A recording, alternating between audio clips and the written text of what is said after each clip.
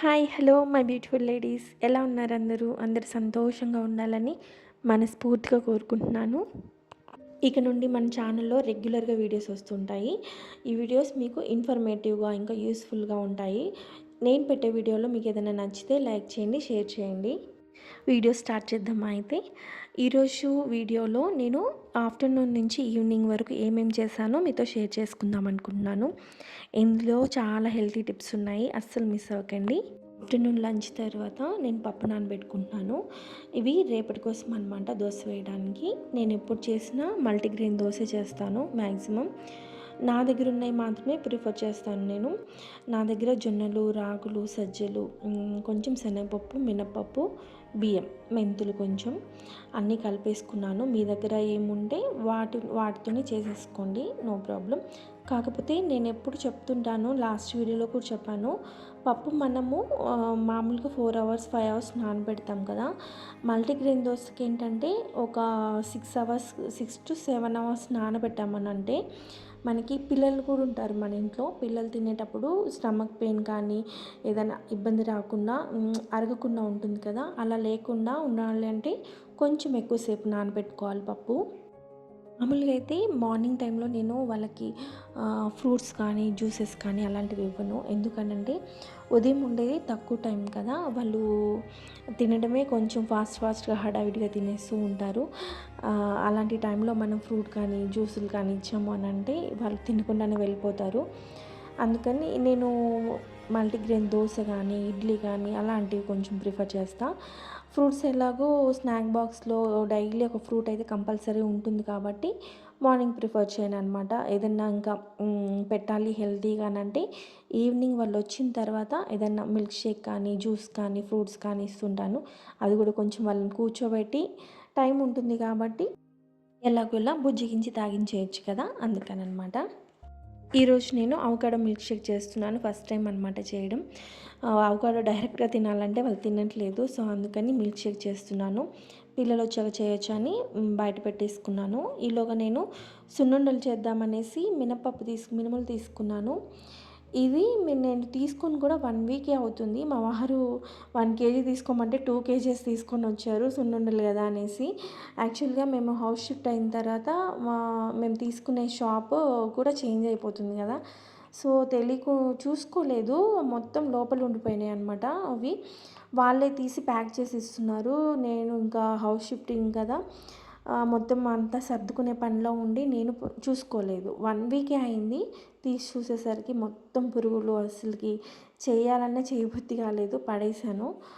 Actually మన ఇంట్లోనే అన్నీ పాడైపోతాయి ఎక్కువ రోజులు ఉంటాయి అనుకుంటాం, కానీ షాప్లో కూడా పాడైపోతూ ఉంటాయి. కాకపోతే మనం చూసి తెచ్చుకోవాలన్నమాట. నాకు బాగా అర్థమైంది. అంత ఎక్కువ క్వాంటిటీ పడేయడం ఇదే ఫస్ట్ టైము. తర్వాత పిల్లల్ని తీసుకొచ్చిన తర్వాత జ్యూస్ చేస్తున్నాను. అవకాడో డైరెక్ట్గా తినాలి అన్నా కానీ కొంచెం చప్పగా ఉంటుంది, తినాలనిపించదు.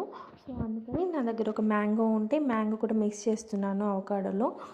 మీరు కావాలి అని అంటే డైరెక్ట్గా కూడా జ్యూస్ చేసేసుకోవచ్చు. నేను పిల్లలు తాగరేమో అని యాడ్ చేస్తున్నాను అంతే. కావాలంటే ఇందులో నట్స్ కూడా యాడ్ చేసుకోవచ్చు, జీడిపప్పు, బాదం పప్పు అలాంటివి అన్నమాట.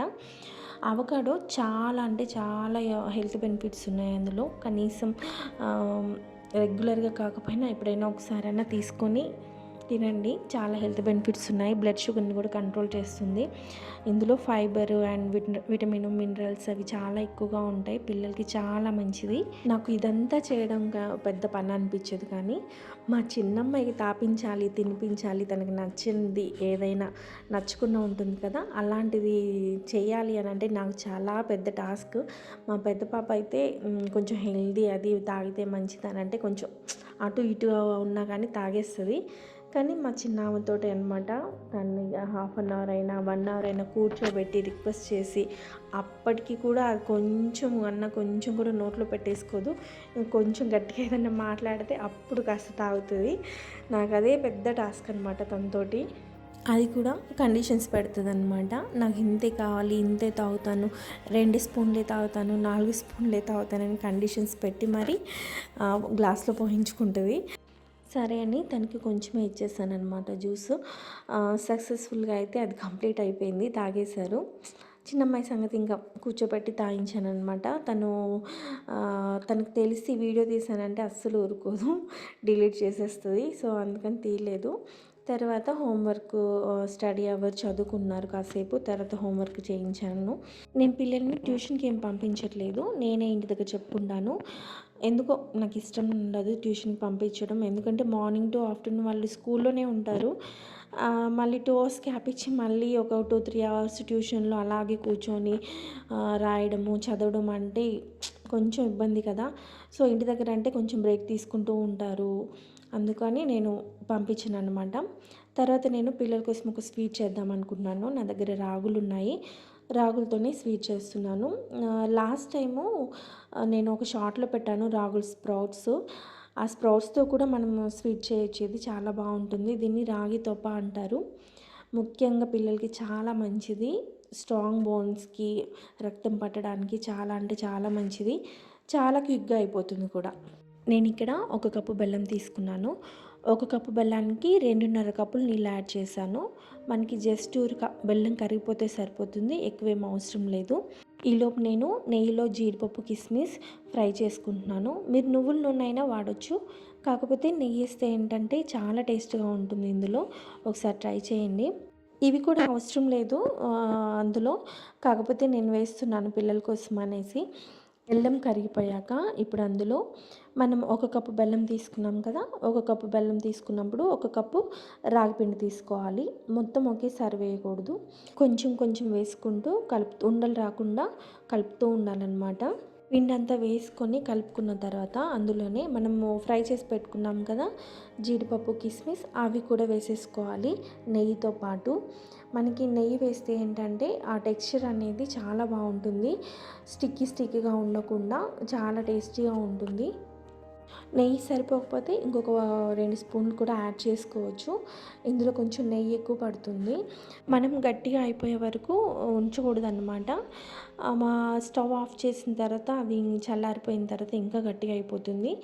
కొంచెం మరీ లూజ్గా కాదు, మరీ గట్టిగా కాదు. ఇక్కడ నేను చూపిస్తున్న టెక్స్చర్ వచ్చే వరకు ఉంచండి చాలు. ఇలాంటివి రెగ్యులర్గా కాకపోయినా కనీసం వారానికి ఒకసారైనా పిల్లలకి చేసి పెట్టండి. చాలా హెల్త్ బెనిఫిట్స్ ఉంటాయి, ముఖ్యంగా ఆడపిల్లలకి. వాళ్ళు తినట్లేదు అని వదిలేయకుండా అందులోని హెల్త్ బెనిఫిట్స్ వివరించి మరి ఒకసారి కాకపోతే రెండోసారి కాకపోతే మూడోసారి ఏదో ఒక టైంలో వాళ్ళకి తినాలి అనిపిస్తుంది. కనీసం ఒక 2 స్పూన్లైనా తినేలాగా ప్లాన్ చేసుకోండి. వీడియో అయితే ఇంతే. వీడియో ఎలా ఉందో నాకు కామెంట్ చేయడం మర్చిపోకండి. బాయ్.